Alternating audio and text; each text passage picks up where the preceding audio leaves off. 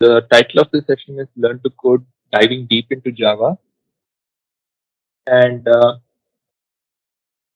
until now, in the first session, we saw what are methods and we learned about exactly what's the use of methods. Today, we are going to actually see a little bit more about methods and we are also going to dive into concepts of methods.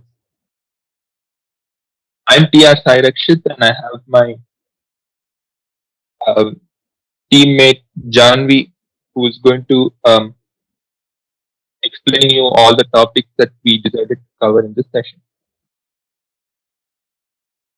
So moving to Java methods, Java methods basically can be defined as a collection of statements so as to perform a particular task, right?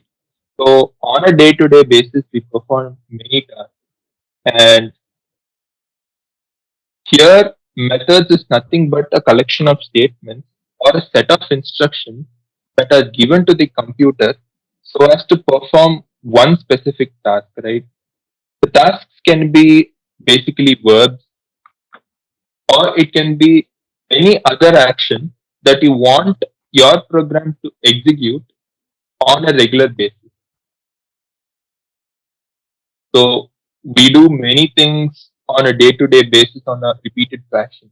So instead of writing the same action every time in the program, what we can do is we can bundle all these statements into a function or into a method and we can just invoke the function by calling the function. So we'll also be studying much more about functions. We'll also have a hands-on into functions and we'll also explain you the code behind it. We'll also do a few programs.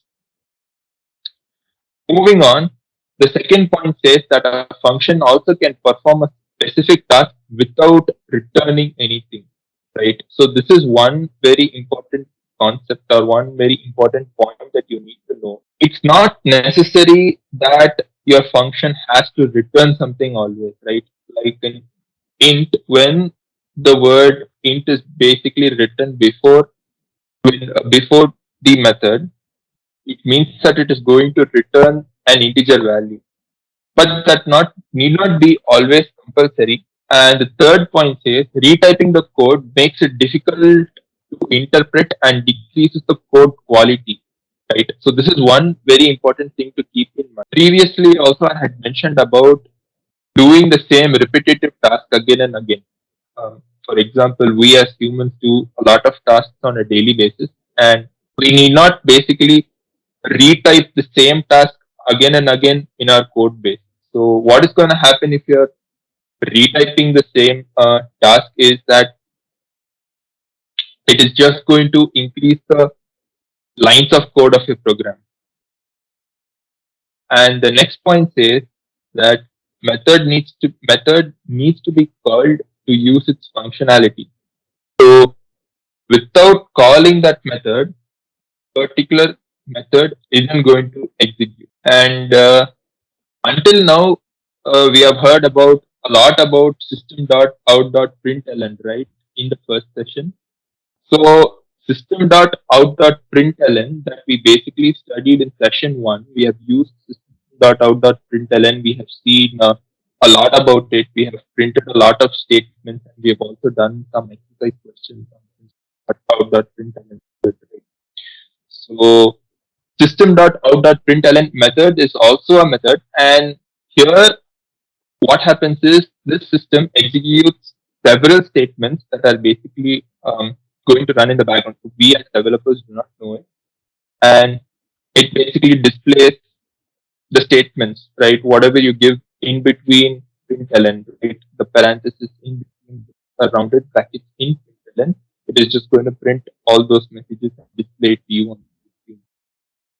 So that's what system.out.println method does, as we discussed in the section one. So this is about methods. So just recapping this slide, Java method is basically used to perform one specific task, and the method performs a specific task without returning anything also. So a method can be written in such a way that it performs a task without returning anything as well. Moving on. Now we are going to basically talk about features of Java methods. So what are the features of these methods that we talked about just now are being discussed here? So some of the features of Java methods include it's going to reduce the duplication of code, which means that you really do not need to duplicate the code again and again. So once we duplicate the code, what is going to happen is it is just going to increase the number of lines of the entire code base. The second point says making complex problem into simpler ones. So this is another very important concept that you need to remember. When you have a bigger problem statement, you are basically breaking down the bigger problem statement into smaller ones. So this is one other very important feature of Java methods. So once the bigger problem statement is broken into simpler ones, it is very easy for us to understand what each component of the entire program is doing. And then it is also going to improve the quality of the code. Just as we talked in the previous slide, since we are retyping, we are not retyping the particular function or a set of statements that need to be executed. It's going to improve the quality of our code, and reusing of code is one other very important thing to understand. Here, what we mean is we are basically reusing a particular part of the code again and again so that you do not need to keep typing the same code again and again everywhere in your code base. And it also helps in information hiding. So these are some of the features of Java method. Moving on. Now we are going to see components, right? Some of the components of methods. So some of the components of the method include modifier, return type, method name, parameter list, exception list, method body, and method signature. So we'll be looking into each of them, we'll be defining each of them and looking into each of them by taking an example. So this is one function that I have basically taken in order to explain those components of method and define each of those components very clearly. So here, the first thing we saw was in the previous slide, we saw what is modifiers, right? Here, modifier basically defines an access type of the method, right? Here, the modifier is public. Modifiers can be other modifiers also could be there that are listed for the particular function, like public, like protected, private, default, etc. So modifier basically defines the access type of the method. So whether is it a public method, or is it a protected method, or it is a private method, or is it a default or declared without using a modifier. So default is basically one kind of modifier which is basically defined without using any kind of modifier. So that is one important aspect. And protected is which is only accessible within the class in which it is defined.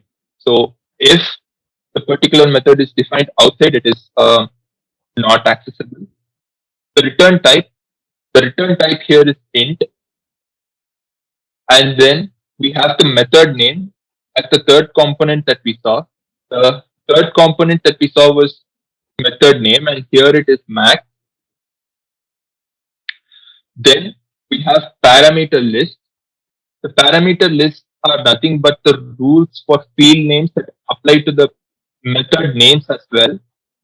So here the parameter list is int x and int y.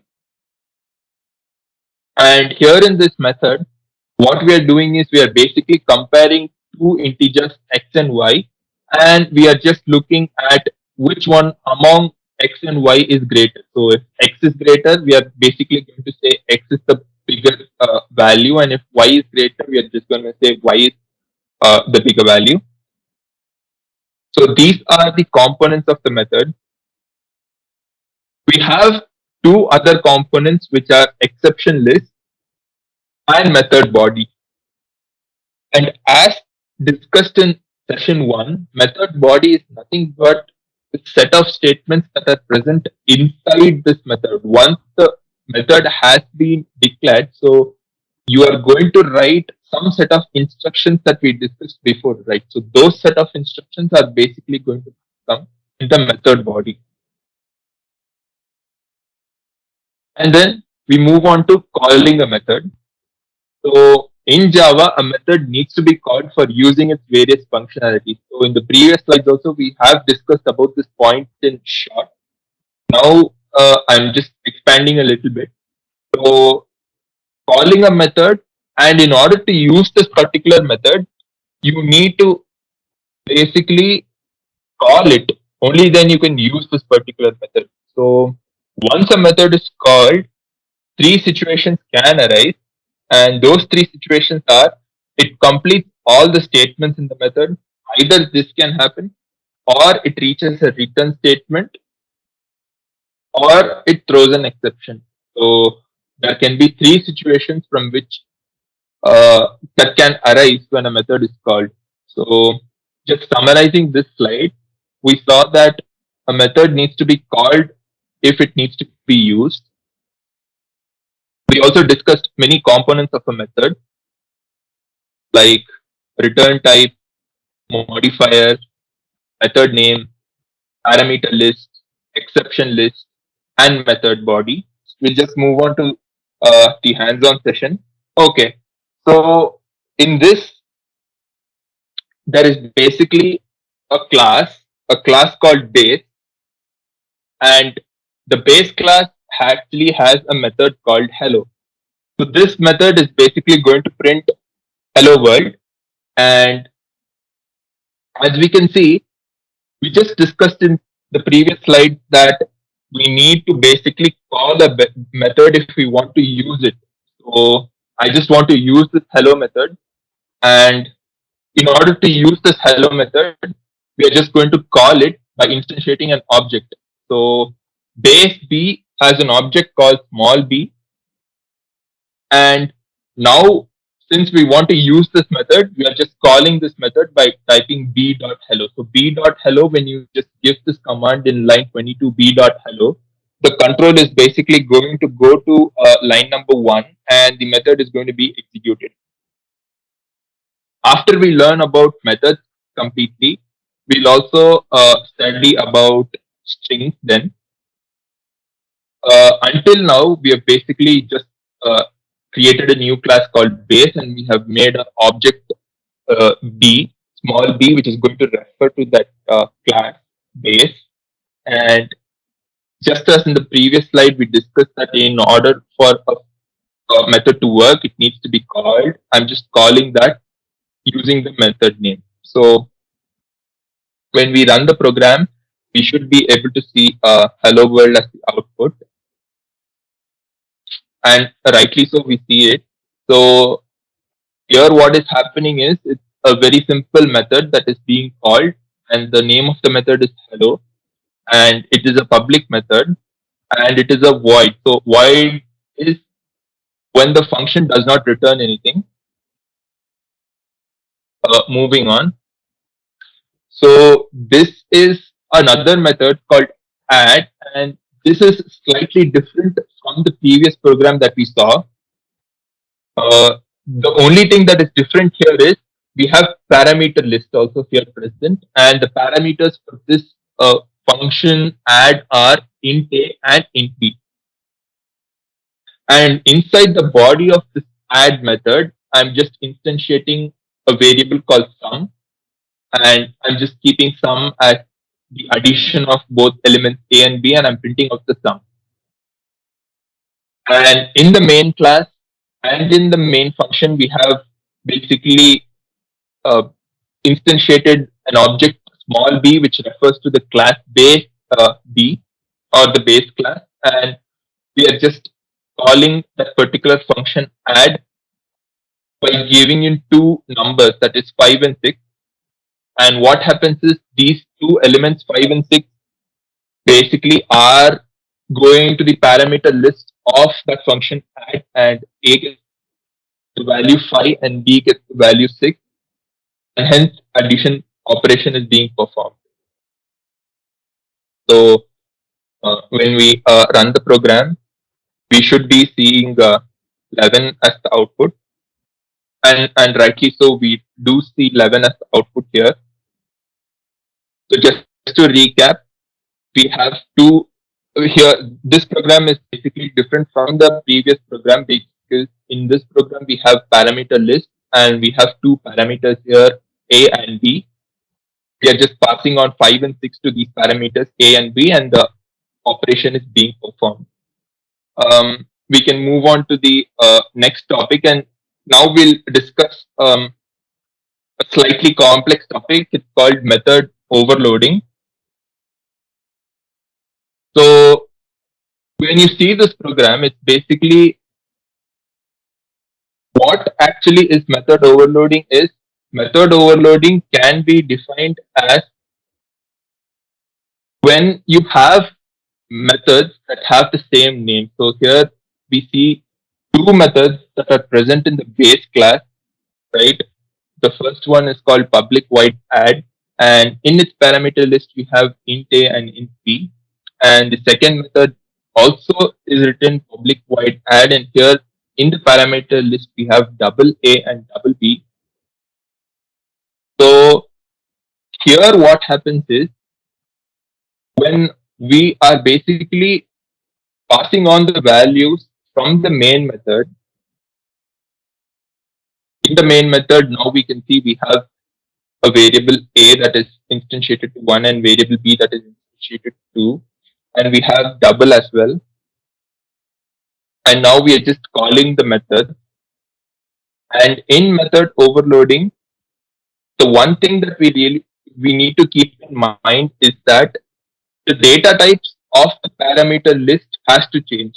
So if it was again int a and int b in the second method also, we would get an error. But the functionality is very same as is the same thing as in the previous program as we saw.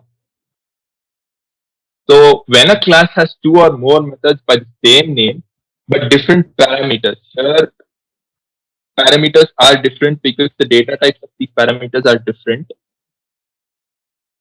It is known as method overloading. So when we run this program, since a and b are integers, a and b the control goes initially to this method or method 1, and since here c and d are float, the control goes to method 2, where we've instantiated double a and double b. So this method basically gets parameters and it looks for parameters, or it looks for the numbers which have floating point values. So C and D in our program have floating point values, and C and D are basically the control goes here, and then the addition operation is performed here. Here too the addition operation is performed, and here the both these methods are void, which means that it is not going to return any kind of value. So this is about function overloading or method overloading. So now we'll discuss about strings. So strings are nothing but which are used to store text. So a string variable can contain a collection of characters which are basically surrounded by double quotes. So if you want to put your name in a program, or if you want to put sentences, or if you want to just add words to your program, you can do that using strings. And the length of the string also can be found using the length method. We'll also be looking at few programs where we are actually just experimenting with various string methods. And here, the important point while working with strings that we need to know is the plus operator. So the plus operator can be used to combine strings, and there is also a method called concat, which is used in order to concatenate the strings. And if you want to see whether in a sentence you have a particular word that you want to find out, or you want to find out a particular alphabet, or if you want to basically find out a name of a person, etc., you can do that with contains. And ends with method is basically used to specify the suffix. And in Java, basically replace all, replace first method, etc., can be used in order to make various string manipulation in your program. So we'll just see a very short program of how to do that.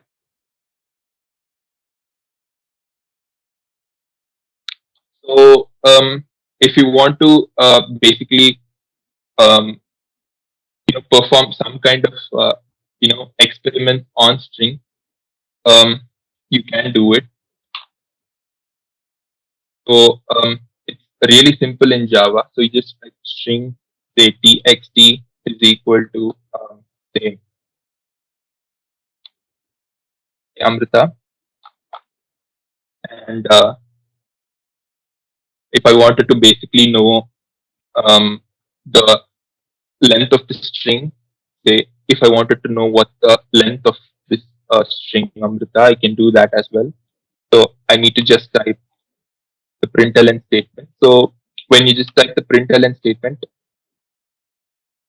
you get to know the length of the particular string.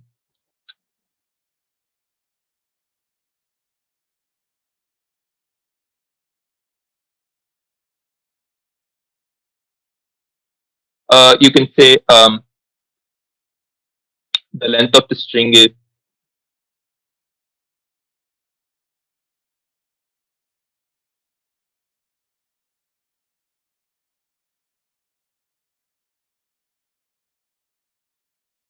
so you can just say the length of the particular string to be whatever. If you wanted to find out using this, you could do it by just not specifying length.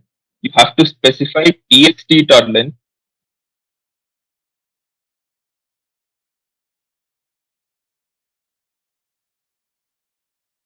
So this would give you the length of the text.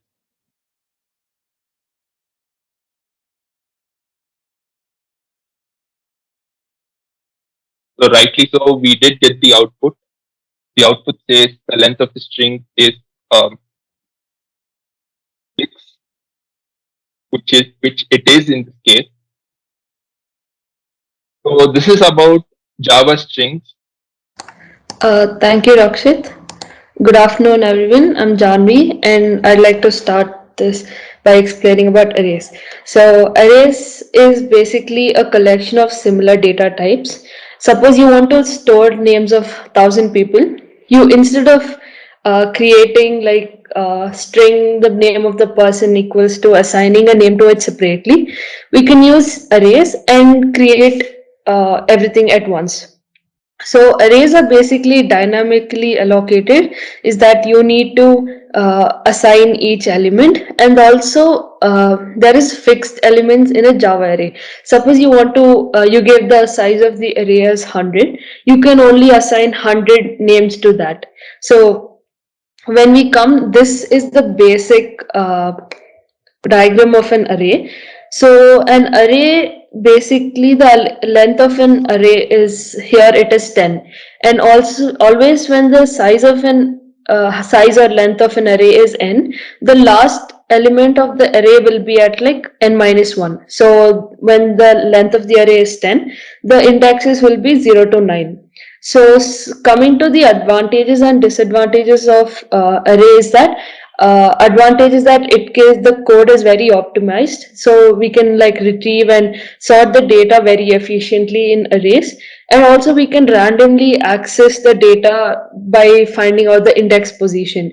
Suppose here at the first position we have 0, so at index position 0 we have 0, so you can easily get the position of that. And the another disadvantage is that we can only store a fixed size of elements in the array. It does not grow its size like during the runtime, so for that we'll use another framework called collections, which helps the size to grow automatically in Java. So while coming to types of Java, there's always 1D, 2D, 3D, and it can go to like multi-dimensional.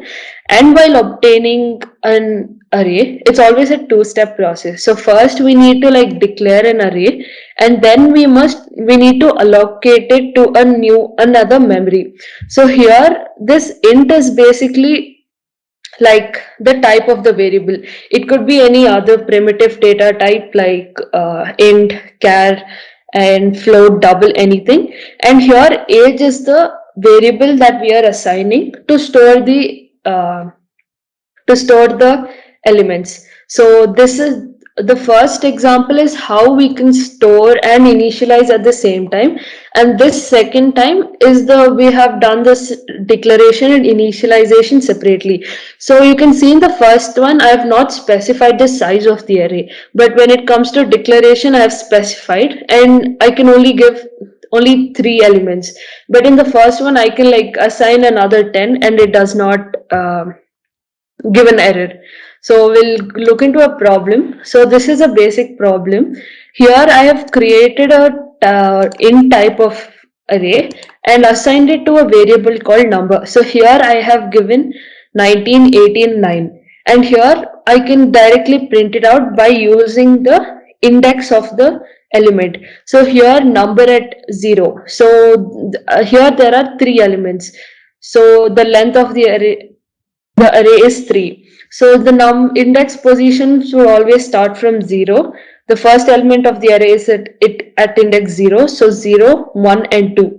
So could one of you tell me what would be the output here? 19, 18, 9. And what would it print for number 3 and 4? Like, would it give an error or compilation error, or what do you think that It's is? gonna give 0. It's gonna fill with a null value. We'll run it and see the output.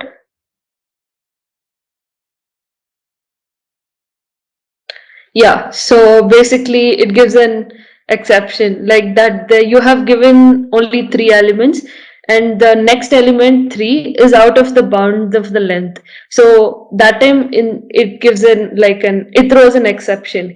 But do you guys think like this is an efficient method? So here I could add another 6 and 7 and 90. I could add more numbers. So do you think is it an efficient method to use system.out.println? If not, like what do you think I can do instead? You can probably run a loop. Yeah, to correct. print it. So we could probably run a loop. So here I'd be using a for loop, and I'll initialize another variable to keep a count on how many elements are running. So obviously this value of I, it should be lesser than the length of this uh, array. So what as Rakshit mentioned, I'll use number dot length to get the number of elements in the array, and I need an increment, so I'll keep incrementing it. So and then we could easily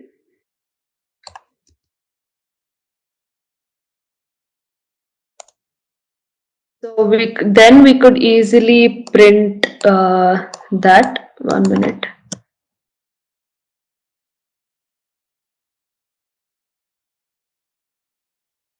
Number of I. So now it'll access each element and it'll print out the elements in that. Okay, I'm sorry.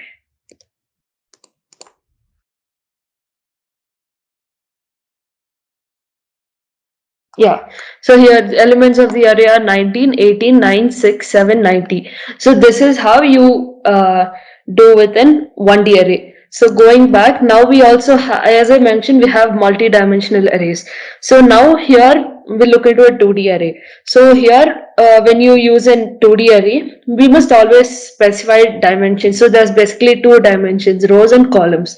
So you always need to specify the first dimension. The first dimension is the number of rows, and you need to provide the second dimension, that is the number of columns. So here arrays will be 2D array will be an array of array. So we'll look into a problem.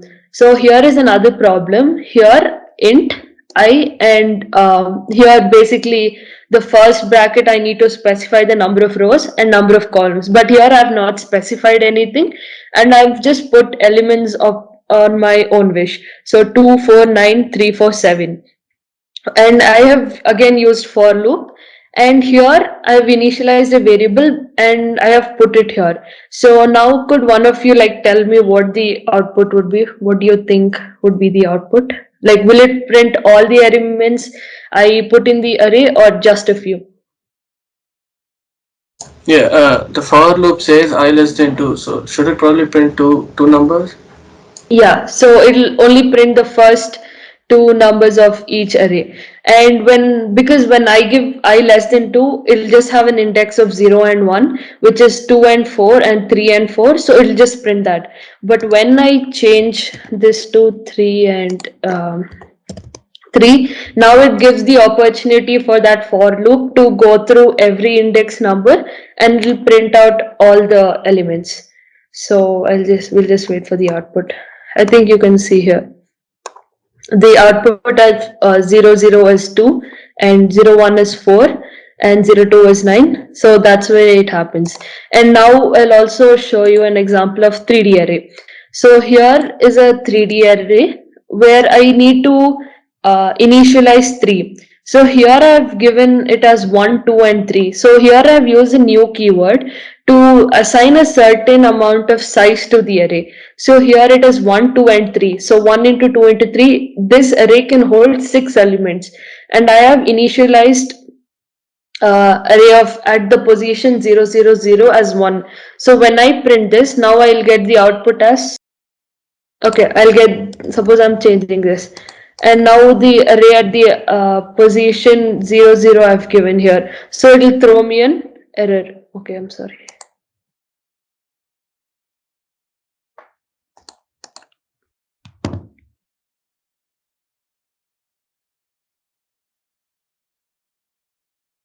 Okay, so the array at 0 0 and okay, not sure. Okay, the array at 0 0 1 is 1. So this is the working of arrays. So we'll move on to the next topic, which is constructors. So constructors are basically like a special methods, but then it's mainly used during when we initialize objects. So the constructor is also generally called when an object of a certain class is like created. So you might have a doubt like how are constructors different from methods in Java? So constructors must have the same name as the class, but for methods it might not be necessary. You can like initialize different names. You can see an example here. The class name is main, and when we're calling the constructor, it has the same name main. So, and also the constructors that do not have a return type, while methods have a return type. So you're not supposed, you can't like it throws an error when you use void in constructors, but whereas in methods you can like return a void type. And when constructors, you can only call it a single time. The thing about methods is that you know that you can, the one of the advantage of methods is that you can call it multiple number of times. So but it's not the same for constructors, you can just call it single time. Now there are again types of constructors. So it is non-argument and parameterized. So in no argument type, it does not accept any parameters. It just uses the variables we initialized with some certain with the fixed values for all the objects. So here's an example for that. Here we are initiating we are creating a class constructor for the main class. So this is the main class, and we have given, and this is the constructor class. So here we have initialized a, and here it's not accepting any parameters. So we have assigned the value of 87 to a, and it is using only that throughout the program.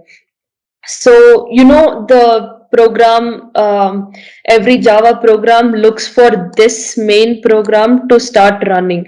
So it comes here, and here you can see that we have created an object of the class main, that is this variable my obj. So this is an object of the class main. So here we are basically calling the constructor.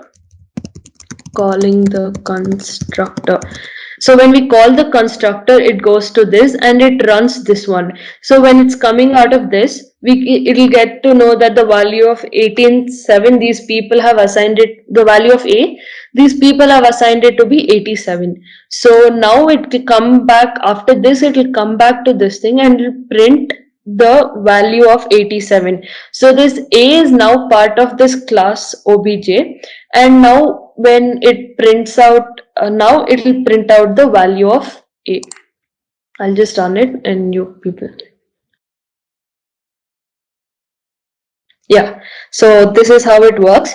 And another type is when parameterized constructor. So here you will need to give you need to give one or more parameters for the constructor in the same way where we did it in the method. Like parameters are like added to the constructor the same way they're added in the method. So we need to declare them inside the parenthesis after the constructor's name.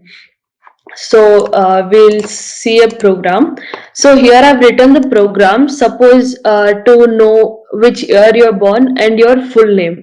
Suppose I need your details and that. So here I have written in public static void main. Main and main details is the class we're creating. New keyword, and here the constructor class is main.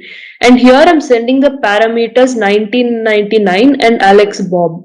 So when I call this main 1997, it goes back to this thing. So here I have initialized the birth year and full name. So here in the main class, I send the arguments as int year and your string name. So now this year will be equal to 1999 and the string name will be equal to Alex Bob. So in that way, system.out.println, when of details of this birth year and this thing, we're just printing it out. So I'll run the program and show.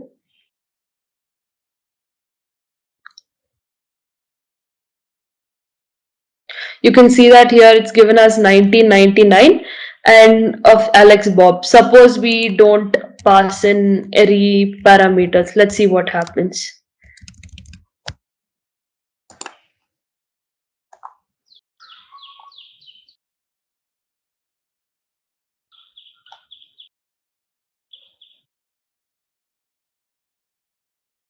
Yeah, so here you can see that it has found no arguments.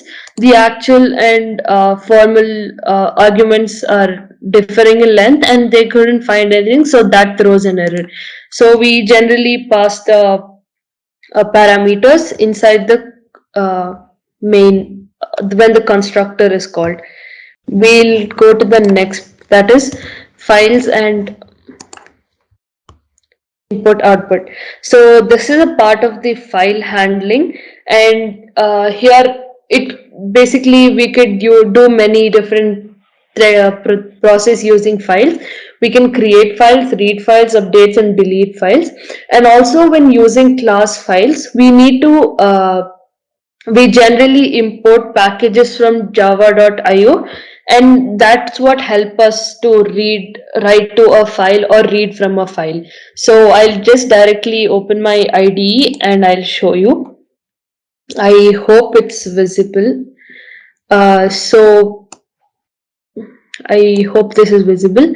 So what I'm doing here is, this is an IDE, so it's just a part of a package called uh, Janvi. You could just give it any name. So here I've import java.io.asterisk. So basically, asterisk is it imports all the classes required, but you could also only import the ones you need for file exception. But this asterisk just reduces the work, and it helps us to just extract everything.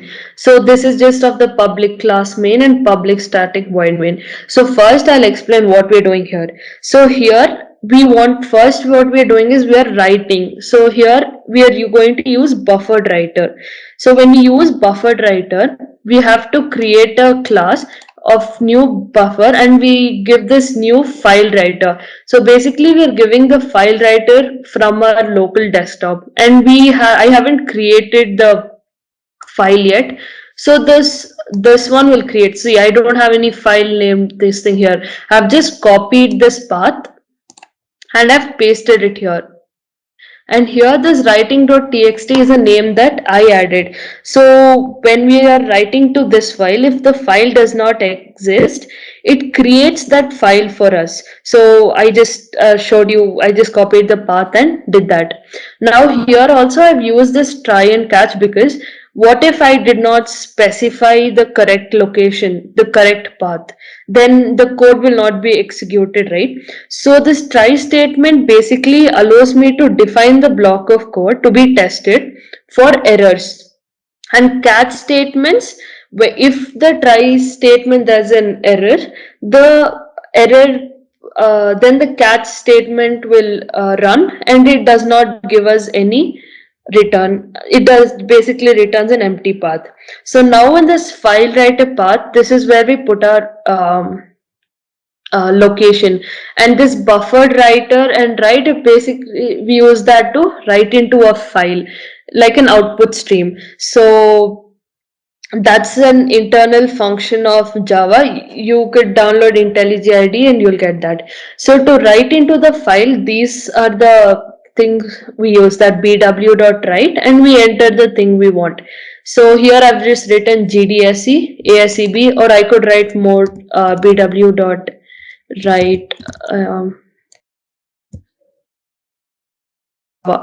So I could do this, and also now it is required to close every session right after the. It's like one of a good practice, so that we know that the program is completed. So now we will just run this. You can see this process is finished, and you can see it has made a file for us here. And when we open this, it's like GDSE ASEB Java, but it's all in a single row. So could one of you suggest how we could put it into different columns, like only one each string and one word? So what do you guys think we can do? Okay, so we could basically use \n. It creates it basically prints the next, it prints it in next one. So here it does not create a new file. Now it just overwrites in the new file, and you can see here GDSC ACB Java. So this is how it's done. This is the reading of a file. Now let's go and try how we, this is the writing of the file. Now let's go ahead and try how we read from a file.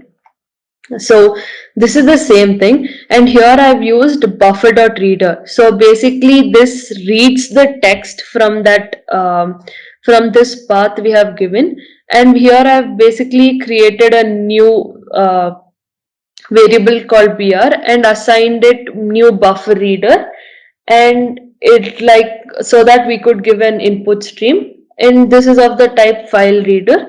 So here we can put in the path, and here now I have so here I've initialized this so that when this, it's using this buffer reader function and reading through the through that file. until it's null. So until it reads one line, prints it out, reads one line, prints it out. So until it's null, it goes on reading that. Excuse me. So, and that's what I did here. Until it's null, system.ln.print, print out reading. And I told you it's a good practice to close so that we know that the function is completing. And now I'll run it.